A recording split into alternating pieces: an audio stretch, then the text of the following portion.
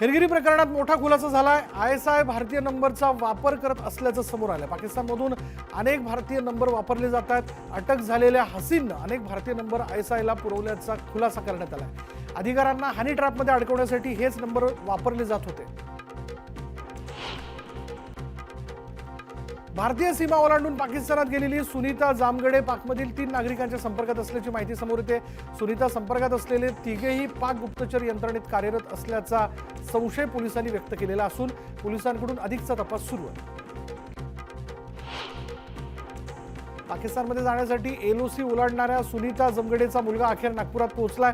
सुनीतानं त्याला LOCवर एकटा सोडल्यानंतर कारगिलमधील बालकल्याण समितीच्या ताब्यात तो मुलगा होता। त्याला नागपुरात आणल्यानंतर सुनीतानं दिलेली माहिती आणि तिच्या मुलानं दिलेली माहिती जी आहे त्याच्यात विरोधाभास असल्याचं समोर आल्यानं सुनीतावरील पोलिसांचा संशय आणखीनच वाढलाय। महाराष्ट्र ATSनं भिवंडीमधील पडगा इथे मोठी कारवाई केली। पडग्यामध्ये मोठ्या दहशतवादी कारवाईची तयारी सुरू असल्याची माहिती ATSला मिळाली होती आणि त्यानंतर ATSच्या 22 जणांच्या टीमनं कारवाई करत छापा टाकला। भावना दुखावल्याप्रकरणी अटक करण्यात आलेल्या सोशल मीडिया इन्फ्लुएन्सर शर्मिष्ठा पनोलीच्या अटकेवरनं आता नव्या वादाला तोंड फुटलंय। पश्चिम बंगाल सरकारकडून पोलीस कारवाईत दुजाभाव करत असल्याचा आरोप करण्यात आलाय। मुख्यमंत्री सहाय्यता निधीसाठी आता परदेशातून देणगी मिळवणं महाराष्ट्र सरकारला शक्य होणार आहे। तर केंद्र सरकारकडून परवानगी मिळवणारं महाराष्ट्र देशातील पहिलं राज्य ठरलंय। राणीच्या बागेतील पेंग्विनच्या इंग्रजी नावावरनं नवा वादांग पाहायला मिळतोय। नव्यानं जन्मलेल्या पिल्लांना मराठी नावच देण्यात यावीत अशी मागणी भाजपनं केली आणि यासाठी भाजपचे भायखळा विधानसभा अध्यक्ष नितीन मनकरांनी आंदोलन केलंय। यावेळी त्यांनी पेंग्विनला आदू, संजू, तेजू अशी नावं देत भाजपनं पेंग्विनचं नामकरण केलं। FDAनं अन्न सुरक्षा नियमांचं उल्लंघन केल्याप्रकरणी एका खासगी कंपनीचा धारावीतील गोदामाचा परवाना निलंबित करण्यात आला। FDAनं धारावी इथल्या खासगी कंपनीच्या गोदामावर अचानक छापा टाकला आणि यावेळी मोठ्या प्रमाणात अनियमितता आढळून आली आणि त्यामुळे ही कारवाई करण्यात आली। दोन्ही राष्ट्रवादी एकत्र येण्यासंदर्भात पुन्हा जोरदार चर्चांना उधाण आलंय। शरद पवार, अजित पवार आणि जयंत पाटलांच्या भेटीमुळे या चर्चांना उधाण आलंय। मात्र एकत्र येण्याच्या चर्चांना जयंत पाटलांनी ट्विट करत त्याचं खंडन केलंय।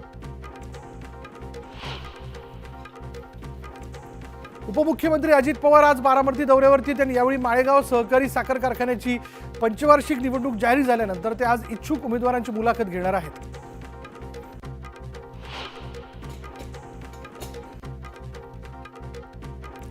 भाजपकडून नुकतीच जिल्हाध्यक्षांची यादी जाहीर करण्यात आली आणि यादीमध्ये धाराशिव जिल्ह्याचे बसवराज पाटील यांची लातूर ग्रामीण जिल्हाध्यक्षपदी नियुक्ती करण्यात आली आहे आणि यामुळे धाराशिव जिल्ह्यात 2 जिल्हाध्यक्ष असल्याचा जोरदार चर्चा आहे।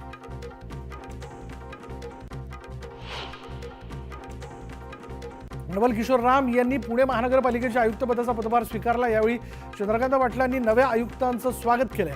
दरम्यान पाटलांनी आयुक्तांसमोर शहरातील पेंडिंग कामांचा पाढा वाचला। ऊसतोड कामगारांचा जिल्हा म्हणून ओळख असलेल्या बीड जिल्ह्यामधून प्रत्येक वर्षी 1,75,000 मजूर ऊसतोडीच्या कामाला जातात आणि त्यातील 843 महिलांनी ऊसतोडीला जाण्यापूर्वी गर्भपिशवी काढल्याची धक्कादायक बाब समोर आली आहे। यात 30 ते 35 वयोगटातील महिलांचा अधिक समावेश आहे। तसंच 1,523 महिला गर्भवती असताना ऊसाच्या फडात काम करत असल्याचं उघड झालंय। बीड जिल्ह्यात एका वर्षात 850 महिलांनी गर्भपिशवी काढल्याची माहिती आरोग्य विभागाच्या आकडेवारीतून समोर आली आहे। मात्र 5,000हून अधिक महिलांनी गर्भपिशवी काढल्याचा दावा मनीषा तोकलेंनी केला। वाढीव हमीभावासोबतच कापसाच्या लागवड खर्चात झालेल्या वाढीमुळे शेतकऱ्यांच्या चिंता वाढलेल्या आहेत। गेल्या हंगामातील अनुभव पाहता वाढीव हमीभाव केवळ कागदावरच राहणार की प्रत्यक्षात शेतकऱ्यांच्या पदरी पडणार याबद्दल साशंकता व्यक्त होते आणि त्यामुळे वर्षभर राबल्यानंतरही शेतकऱ्यांच्या पदरी केवळ 6,950 रुपयेच मिळतात। लाडकी बहीण या राज्य सरकारच्या महत्त्वाकांक्षी योजनेतील आयकर भरणाऱ्या लाभार्थी महिलांच्या कुटुंबाची माहिती अद्यापही मिळू शकलेली नाही। राज्य सरकारने आयकर विभागामध्ये माहिती मागवलेली असली तरी अशी माहिती देण्याबाबत आयकर विभागाने केंद्राच्या वित्त मंत्रालयाकडे हा प्रस्ताव पाठवला असून केंद्राच्या मान्यतेनंतरच ही माहिती जी ती मिळू शकते।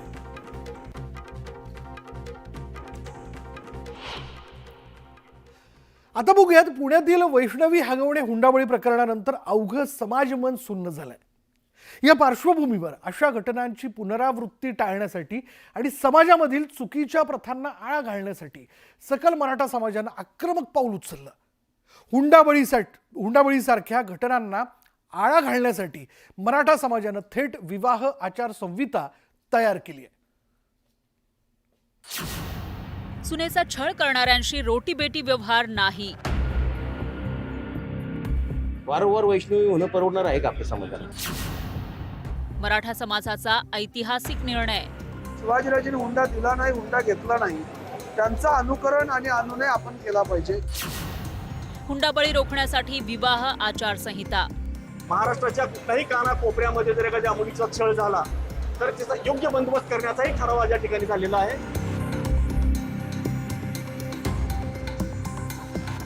वैष्णवी हगवणे हुंडाबळी प्रकरणानंतर समाजातील चुकीच्या प्रथांना आळा घालण्यासाठी सकल मराठा समाजानं आक्रमक पाऊल उचलत आत्मपरीक्षण बैठक घेतली. या बैठकीत थेट विवाहासाठी एक आचारसंहिताच तयार करण्यात आली. हुंडाबळी, सुनेचा छळ अशा घटनांना प्रतिबंध घालण्यासाठी आणि समाजाला योग्य दिशा देण्यासाठी काही महत्त्वाचे आचारसंहितेचे मुद्दे मांडण्यात आले. आर्थिक सुबत्ता असतानाही वैष्णवीसारख्या निष्पाप मुलींचा हुंड्यासाठी छळ केला ही बाब समाजासाठी निंदनीय असल्याचं सांगत अशा पद्धतीनं छळ करणाऱ्या कुटुंबियांसोबत रोटी-बेटी व्यवहार न करण्याचा मोठा निर्णय सकल मराठा समाजाच्या वतीनं घेण्यात आलाय. एकदम बरोबर. जे छळ करतात त्यांच्या लग्नाला कोणी जाऊ नये आणि त्यांना कोणी मुली देऊ नये, आणि जे लग्नामध्ये आतषबाजी करतात, भरपूर खर्च करतात, कोट्यावधी रुपये, त्यांच्या लग्नावरती समाजाने बहिष्कार टाकला पाहिजे. कारण श्रीमंत सदन वर्ग बदलला तर सामान्य लोक बदलणार आहेत. अन्यथा अंधानुकरण इतर समाज देखील करतो. एक अंतर्मुख झालो आम्ही सर्वजण की बाबा हा बडेजा हा शोपणा कशासाठी? न 7चे लग्न फार 10ला लागतात. आपण काय करतोय, नेमकं कुठे चाललेलो आहे? आर्थिकदृष्ट्या भौतिकदृष्ट्या आपण संपन्न झालेलो आहे, परंतु संस्कारक्षम किंवा बौद्धिकदृष्ट्या देखील आपण वाटचाल करणं गरजेचं आहे. वारंवार वैष्णवी होणं परवडणार आहे का आपल्या समाजाला?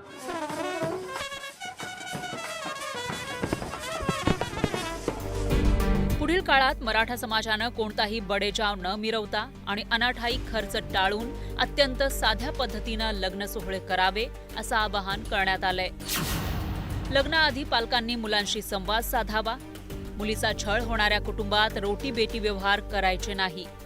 लग्न समारंभात मान सन्मानात वेळ घालवू नये. मिरवणुकांमध्ये वेळ घालवू नये. साधेपणानं सोहळे साजरे करावे. मुलींच्या संसारात आई वडिलांची ढवळाढवळ नको. चांगल्या कामासाठी लग्न समारंभात आर्थिक देणग्या पुकारण्याचे प्रकार कमी करावे. त्याची संबंध महाराष्ट्राला विनंती आहे की आपण आपल्या घरात असणारी ही सून आपली मुलगी आहे, त्या मुलीसारखं तिचा सांभाळ करावा.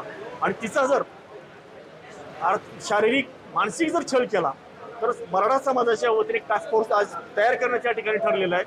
महाराष्ट्राच्या कुठल्याही कानाकोपऱ्यामध्ये जर एखाद्या मुलीचा छळ झाला तर त्याचा योग्य बंदोबस्त करण्याचाही ठराव आज या ठिकाणी झालेला आहे. खरं पाहिलं तर वधूपिता आणि वरपिता या दोघांनी आता स्वतः ठरवलं पाहिजे की आपण किती चूक करायची आणि किती चांगलं काम करायचं हे त्यांनी आपापसात ठरवलं पाहिजे, तरच त्याच्यातनं कुठेतरी हा चांगल्या प्रकारे मार्ग निघेल. हुंडाबळी रोखण्यासाठी मराठा समाजानं घेतलेली भूमिका नक्कीच स्वागतार्ह आहे. मात्र त्याचं प्रत्यक्षात किती पालन होतं हेही पाहणं तितकंच महत्त्वाचं आहे. गोविंद वाकडेसह ब्युरो रिपोर्ट, न्यूज 18 लोकमत. आणि पुन्हा एकदा पुढल्या 25 मिनिटात 50 घडामोडी. किरीट सोमय्याच्या मालेगाव दौऱ्याला सोशल डेमोक्रेटिक पार्टीनं विरोध केला. सोमय्या मालेगावची बदनामी करत असल्याचा आरोप करत पदाधिकारी आणि कार्यकर्त्यांनी सोमय्यांविरोधात जोरदार घोषणाबाजी केली. किरीट सोमय्या गोबॅकच्या घोषणाही यावेळी देण्यात आलेल्या. उजनी धरणातून सोलापूरला पाणी पुरवठा करणारी नवीन पाईपलाईन फुटली आणि त्यामुळे महामार्गावर पाण्याचे 30 ते 40 फूट उंच फवारे उडाले होते आणि त्यामुळे लाखो लिटर पाणी वाया गेले. छत्रपती संभाजीनगरला पाणी पुरवठा करणारी पाईपलाईन पुन्हा फुटली. 700 मिलीमीटर पाईपलाईन फुटल्यानं हजारो लिटर पाणी वाया गेलं. रस्त्याच्या चौपदरीकरणाचं काम सुरू असताना ही पाईपलाईन फुटली. चंद्रपूर ते मोहर्ली दरम्यान नव्या बसेसचा शुभारंभ करण्यात आलाय. आमदार किशोर जोरगेवार यांच्या पुढाकारानं लोकार्पण करण्यात आलं. पिंपळगाव बसवंतमध्ये शेतकऱ्यांनी आंदोलन करत कांद्याचे लिलाव बंद पाडले, तर टोमॅटोचे थकीत पैसे न दिल्यानं शेतकऱ्यांनी आक्रमक पवित्रा घेतला. दरम्यान तातडीने थकीत पैसे देण्याची मागणी करण्यात आली. MIDCने संपादित केलेल्या जमिनीचा मावेजा मिळावा या मागणीकरता शेतकऱ्यांना विषारी औषध प्राशन केलंय. संपादित केलेल्या जमिनीच्या बोर्डावर चढून शेतकऱ्यांना आत्मदहन आंदोलन केलं. आदिशक्ती संत मुक्ताईंची पालखी 6 जून रोजी पंढरपूरकडे प्रस्थान करणार आहे. संत मुक्ताईच्या मंदिरात पालखी सोहळ्याची जय्यत तयारी सुरू असून यावर्षी संत मुक्ताईंचा हा 316वा पालखी सोहळा. जळगावच्या अंजनी धरणात 27% जलसाठा शिल्लक आहे. कासोदा आणि एरंडोल या गावांसह 10 ते 15 गावांना या धरणातून पाणी पुरवठा करण्यात येतो. जळगाव जिल्ह्यातील 41 गावांसमोर मोठं आरोग्य संकट निर्माण झालं. या गावांमध्ये पिण्यायोग्य पाणी उपलब्ध नसल्यानं पावसाळ्यात दूषित पाण्यामुळे होणाऱ्या आजारांचा धोका मोठ्या प्रमाणात वाढला आहे. त्यामुळे प्रशासनाच्या उपाययोजनांवर प्रश्नचिन्ह निर्माण झालं. अहिल्यानगर मनमाड महामार्गाच्या डागडुजीसाठी केलेला कोट्यवधींचा खर्च पाण्यात गेलाय. मागील अनेक वर्षांपासून महामार्गाच्या कामाचं शुक्ल काष्ट संपताना दिसत नाही आहे. त्यामुळे या रस्त्यात खड्डे आहेत की खड्ड्यात रस्ते, हा सवाल जो आहे तो उपस्थित केला जातो. देहू परिसरात बाळा वेगडेंनी स्वच्छता अभियान राबवलं. संपूर्ण परिसरातून यावेळी 10 ते 12 टन कचरा गोळा करण्यात आला. धुळे जिल्ह्यात कृषी विभागाच्या भरारी पथकानं कारवाई करत लाखोंचं बोगस बियाणं जप्त केले. तब्बल 20 लाखांच्या बोगस बियाणांची 1200 पाकिटे जप्त करण्यात आली. गुजरातमधून महाराष्ट्रात ही पाकिटं आणली जात असल्याची माहिती कृषी विभागाला मिळाली होती. मावळमध्ये रस्ता दुरुस्तीच्या मागणीसाठी आंदोलन करण्यात आलं. साईनगर मामुर्डी मार्गाच्या रुंदीकरणासह किवळीतील रस्ता दुरुस्त करण्याची मागणी करण्यात आली. लेखी आश्वासनानंतर आंदोलन मागे घेण्यात आलं. कराडमध्ये शेतकरी मेळाव्याचं आयोजन करण्यात आलं होतं आणि यावेळी कृष्णा सहकारी साखर कारखान्याचे अध्यक्ष सुरेश भोसले यांचा जयंत पाटील आणि माजी मंत्री दिलीपराव देशमुख यांच्या हस्ते जाहीर सत्कार करण्यात आला. तुळजाभवानी मंदिरात अनधिकृतपणे पूजेचं साहित्य विक्री करताना 21 पूजेची ताटं आणि फळांचे कॅरेट जप्त करण्यात आले आहेत. भाविकांच्या श्रद्धेचा फायदा घेत काही अनधिकृत विक्रेते मंदिर परिसरात नियमबाह्य पद्धतीने पूजेसाठी लागणारं ओटीचं साहित्य विक्री करत असताना मंदिर प्रशासनाच्या सुरक्षा विभागाने छापा टाकत कारवाई केली. अहिल्यानगरच्या राहुरी तालुक्यातील बापूजी तनपुरे सहकारी साखर कारखाना निवडणुकीत जनसेवा मंडळानं एक हाती सत्ता मिळवत 21 जागांवर वर्चस्व मिळवलं. जनसेवा मंडळाचं नेतृत्व बाजार समितीचे उपसभापती अरुण तनपुरे आणि माजी राज्यमंत्री प्राजक्त तनपुरे यांनी केलं.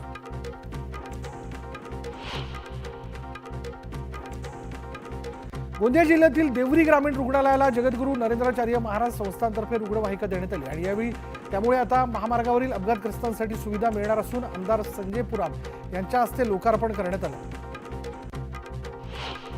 चंद्रपूर जिल्ह्यात दाखल झालेल्या रानटी हत्तींवर नजर ठेवण्याकरता वन विभागानं त्रिस्तरीय पथकांची निर्मिती केली आणि या रानटी हत्तींना ताडोबापर्यंत धडक मारल्यानं वन विभाग अलर्ट मोडवर आलाय.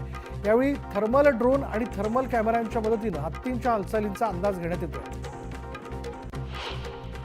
मावळमधील किवळे विकासनगर या भागात वारंवार बत्ती गुल होत असल्यानं अनेक नागरिकांच्या घरातील उपकरणं खराब झाली आहेत आणि त्यामुळे संतप्त झालेल्या नागरिकांनी महावितरणच्या अधिकाऱ्यांना घेराव घालत जाब विचारला. सोलापूरमध्ये एका वाहन मालकाने त्यांचं दुःख गाडीवर लिहिलंय. तशी तर मी मोठ्या घरची राणी, मात्र हगवडेंनी बदनाम केलं, असा मजकूर लिहित भावना व्यक्त केल्यात आणि या मजकुराची जोरदार चर्चा आहे. मावळमध्ये चोरीच्या घटनांमुळे व्यापारी आणि नागरिकांमध्ये भीतीचं वातावरण निर्माण झालंय. तातडीनं चोरट्यांना अटक करण्याची मागणी करण्यात आली. निफाडच्या कोकणगाव भागात बिबट्याचा मुक्त संचार पाहायला मिळाला आहे. पक्ष्याच्या शोधात असलेला बिबट्या थेट एका बंगल्याच्या आवारात शिरला, मात्र शिकार न मिळाल्यानं त्यानं तिथून पळ काढला. हा संपूर्ण प्रकार सीसीटीव्ही कॅमेऱ्यात कैद झाला. मात्र बिबट्याच्या मुक्त संचारामुळे नागरिकांमध्ये भीतीचं वातावरण पसरलं. गोपीनाथ मुंडे यांच्या पुण्यस्मरणानिमित्त बीडच्या परळी इथे गोपीनाथ गडावर जय्यत तयारी करण्यात आलेली आहे आणि मोठमोठ्या कमानी आणि फ्लेक्स लावण्यात आलेले आहेत. दिवंगत लोकनेते स्वर्गीय गोपीनाथ मुंडे यांची 3 जून रोजी पुण्यतिथी निमित्तानं बीडच्या परळी इथल्या गोपीनाथ गडावर विविध कार्यक्रमांचं आयोजन करण्यात आलं. अकोला जिल्ह्यातील बार्शी टाकळी तालुक्यात शेतात ज्वारी कापणी दरम्यान 4 फूट उंच ज्वारीच्या कणसावर चढलेल्या 2 कोबरा नागांचं दर्शन झालं आणि त्यामुळे नागरिकांमध्ये भीतीचं वातावरण पसरलं. इगतपुरी पिंपळगाव बसवंत परिसरात पोलिसांनी कारवाई करत अवैध गुटखा जप्त केलाय. 1,56,00,000चा अवैध गुटखा जप्त करत पोलिसांनी कारवाई केली. वाशिममध्ये साडीच्या दुकानातून 3 महिलांनी चोरी केली. चोरीची संपूर्ण घटना सीसीटीव्ही कॅमेऱ्यात कैद झाली आहे. सतत चोरीच्या घटना टाळण्यासाठी चोरट्यांना अटक करण्याची मागणी करण्यात आली. शिवसेनेचे पदाधिकारी अशोक धुडी अपहरण आणि हत्या प्रकरणातील मुख्य आरोपी 5 महिने उलटूनही पोलिसांच्या हाती लागत नसल्यानं पोलिसांच्या कार्यक्षमतेवर प्रश्नचिन्ह निर्माण झाले. न्यायालयानं वॉरंट जारी करूनही पोलिसांना आरोपी मिळत नसल्यानं संताप व्यक्त केला जातो. हिंगोली जिल्ह्यात पोलिसांकडून कोम्बिंग ऑपरेशन राबवण्यात आलं. एकाच वेळी 63 ठिकाणी कोम्बिंग ऑपरेशन राबवण्यात आलं. यावेळी सराईत गुन्हेगारांची तपासणी करण्यात आली.